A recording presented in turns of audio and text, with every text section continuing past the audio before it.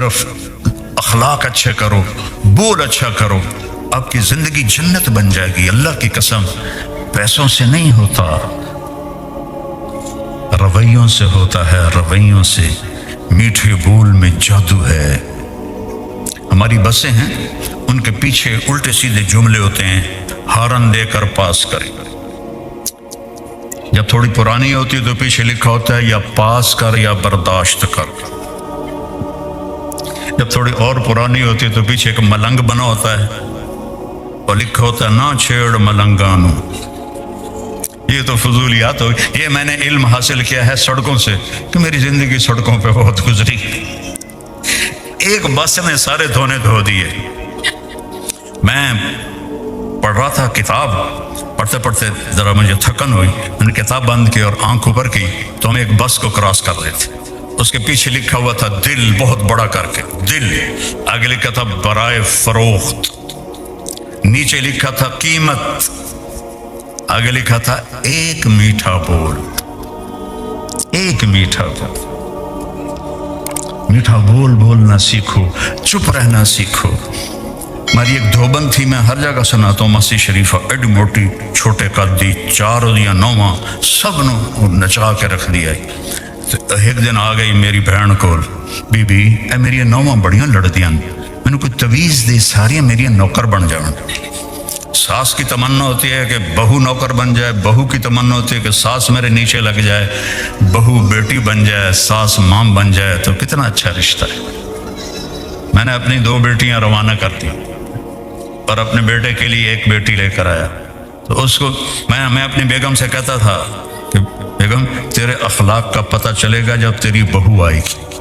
بیٹیوں کے لیے تو ہر ماں فدا ہوتی ہے، قربان ہوتی ہے، جب تیری بہو آئے گی نا پھر میں دیکھوں گا کہ تیرے اخلاق کیا ہیں۔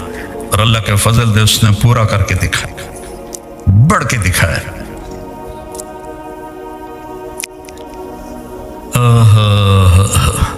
میری بہن نے ایک کاغذ دیا، اس پر ایسے ایسے کر کے ایسے رول کیا، ایسے کیا، پھر یوں کیا، پھر یوں کیا، پھر یوں کیا، اس کو یہ تو بڑا ہے چھوٹا بنا کے، مسیح شریفہ تیری جس لیے 9 نال لڑائی ہوئے، اے تویز تو ایتھے رکھنا ہے، تے چک مار کے بہ جانا، ڈگن نہیں دینا، اس کو گرنے نہیں دینا، نہیں تو تیری خیر نہیں۔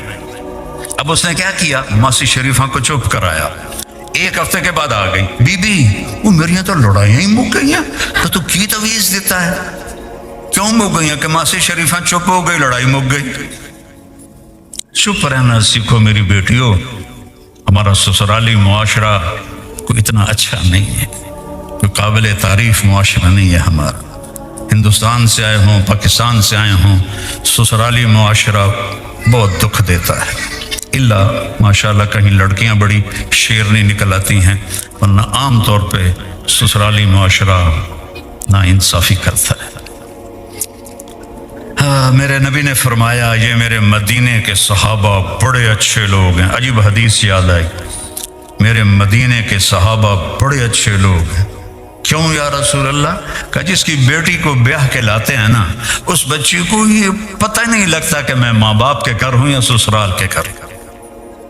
یہ سیکھو، درگزر کرنا سیکھو۔ عورت کو اللہ نے زیادہ نازک بنایا ہے، قربانی زیادہ ہے۔ ماں چھوڑی، باپ چھوڑا، بہنیں چھوڑی، بھائی چھوڑے، سہیلیاں چھوڑی، گھر چھوڑا، عادات چھوڑی، اور ایک پرائے گھر میں جا کے چلی گئی۔ چوتھے دن ہی اس پر چڑھائی شروع ہو جاتی۔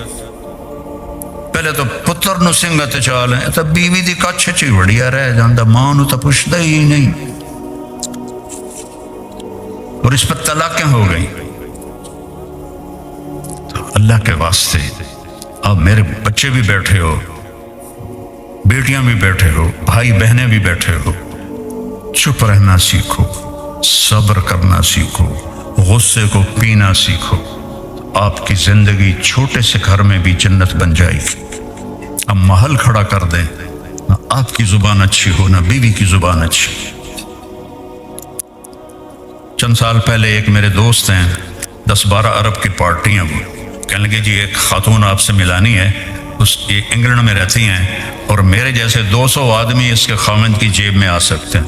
خود وہ 10-12 ارب کی پارٹی، وہ کہہ رہے ہیں میرے جیسے 200 اس کے خامد کی جیب میں آتے ہیں، میں کہا ملا دو، میں کہڑا پہ پاؤنڈ لینے۔ تو وہ آئی اور تھوڑے دیر بعد رونے لگے، کہنے لگی مولانا میری کیا زندگی ہے، لوگ سمجھتے ہیں میں بڑی خوش قسمت ہوں، بڑا پیسہ ہے، بڑی گاڑیاں ہیں، بڑے زیور ہیں، میرے خامد کا سلوک ہی اچھا نہیں تو میں آگ لگاؤں۔ اس کو سلوک نہیں ملا، باقی سب کچھ ملا، تو ایک اجنبی کے سامنے بیٹھی رو رہی ہے۔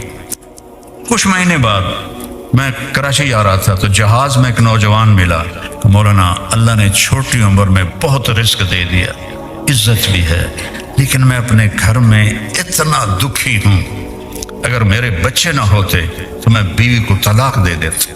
میں نے کہا کیا ہوا؟ کہ اس کی 30 فٹ لمبی زبان ہے۔ میں کہا 29.5 فٹ کٹ دے تو باقی منہ اچران دے۔ ایک خامند کی وجہ سے رو رہی ہے، ایک بیوی کی وجہ سے رو رہا۔ میرے عزیزو، آپ کا سکھ چین آپ کے سلوک میں چھپا ہوا ہے، آپ کے سلوک میں چھپا ہوا ہے۔ باقی اصل زندگی تو جنت میں ملے گی جہاں کوئی لڑائی نہیں ہوگی۔ لڑائی نہ ہو یہ تو ہوتا ہی ہے۔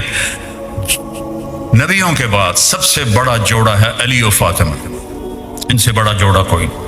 میرے نبی تشریف لائے بیٹی کے گھر، وہ ایسے بیٹھے، بیٹا کیا ہوا؟ کہ میرا اور علی کا جھگڑا ہو گیا، اب اس سے بڑا گھرانہ میں کہاں سے پیش کروں؟ تو آپ نے کہا علی کدھر ہے؟ کہ باہر نکل گئے۔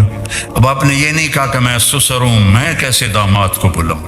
آپ خود ڈھونڈنے گئے تو آپ مسجد میں لیٹے ہوئے تھے، تو ہم نے کہا کم یا ابا تراب، ابو تراب اٹھو۔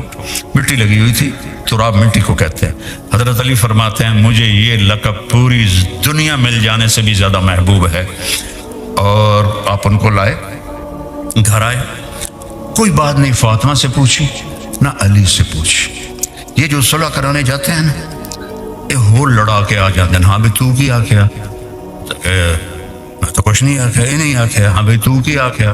کہ میں تو کچھ نہیں آکھیا، اس آکھیا ہے۔ او ماشاءاللہ ڈھیر اگلا کے آجا۔ میرے نبی نے کیا کیا؟ سنو غور سے۔